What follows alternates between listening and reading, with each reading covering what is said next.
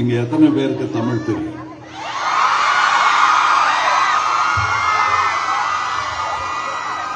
போன வாட்டி இங்க வந்திருந்த போது நான் ஆங்கிலத்தில் உரையாற்றினேன். ஏன்னா நானும் படித்தேன்னு காட்டிக்கிறதுக்காக. பட் உணர்வுடன் உரையாட வேண்டும் என்றால் அது என் தாய் கற்றுக் கொடுத்த மொழியில் தான் பேச முடியும் என்ற நம்பிக்கை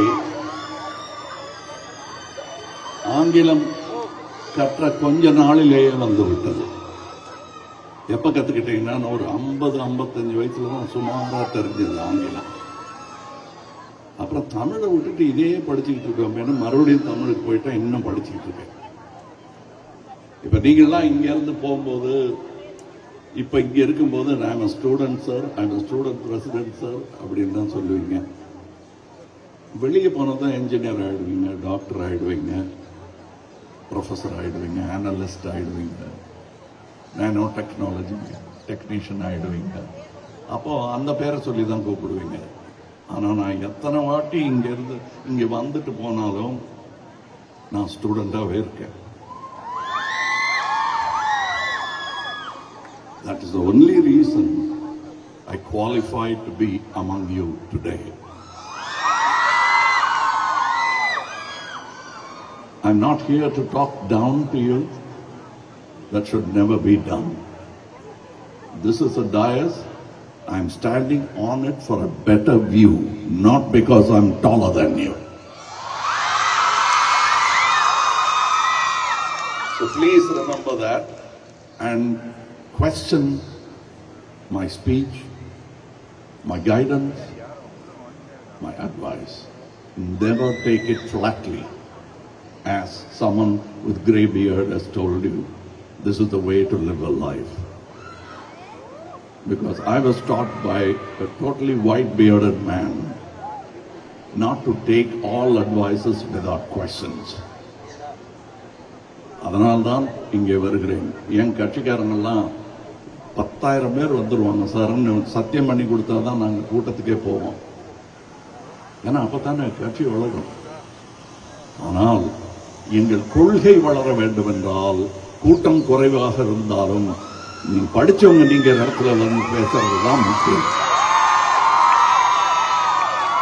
ஆஹா, என்ன அற்புதமான கண்டுபிடிப்புன்னு நினைக்கலாம். இதெல்லாம் அண்ணா பண்ணது, கண்ணதாசன் பண்ணது, கலைஞர் பண்ணது, இன்னும் நேரு பண்ணது, காந்தி பண்ணது.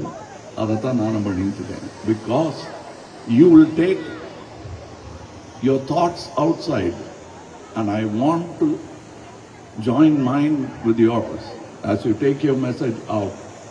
I've lived a life, how meaningfully எனக்கு தெரியாது, but whatever I pass on to you, take the best which is suitable and is pragmatically useful for you in the world that you're going to face.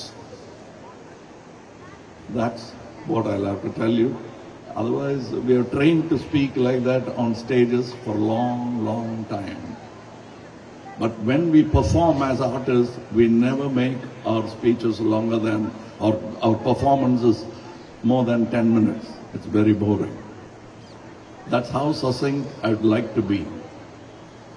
அதனால் உங்கள் கேள்விகளுக்கு பதில் சொல்லி தெளிவு பெறுவதே என்னுடைய சுயநலமான நோக்கம்.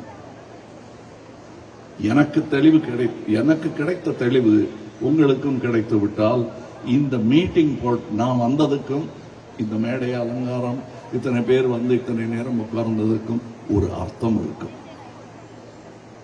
அதனால் இன்னமும் உங்களுக்கு, நீங்க நியூஸ் பேப்பர் படிக்கிறீங்க, ட்விட்டர் பார்க்குறீங்க, you scroll, you get information, but glean what you need from it.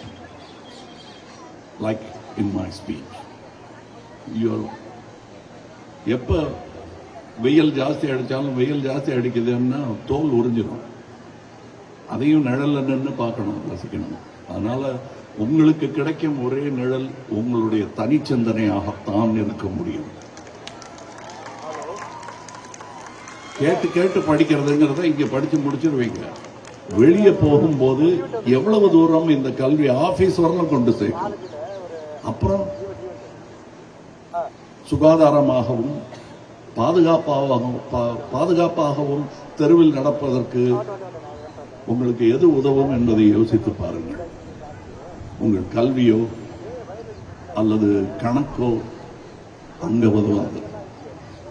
நீங்க சமுதாயத்தை புரிந்து கொள்ள வேண்டும். ஏன் அது அப்படி இருக்கிறது? ஏன் நமக்கு இதெல்லாம் நிகழ்கிறது? நம்ம ட்ரெஸ்ல இருந்து எல்லாத்தையும் இப்படி போடு அப்படி போடுன்னு வெளியே இருக்கிறவங்க சொல்றாங்க. டீச்சர் சொன்னவங்க சரி, அவங்களுக்குன்னு ஒரு சிலபஸ் இருந்தது. சிலபஸே இல்லாதவன்லாம் எனக்கு என்ன பண்ணணும்னு சொல்றாங்க.